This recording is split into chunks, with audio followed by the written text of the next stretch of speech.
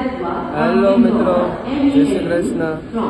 Finally અમારી હરિદ્વારની trip પૂર્ણ થઈ ગઈ છે. આ પડી છે અમારી ટ્રેન, હરિદ્વાર ભાવનગર વાળી ટ્રેન પડી છે. 5 વાગે ઉપડવાની છે. ફાઇનલી મિત્રો બહુ મજા આવી.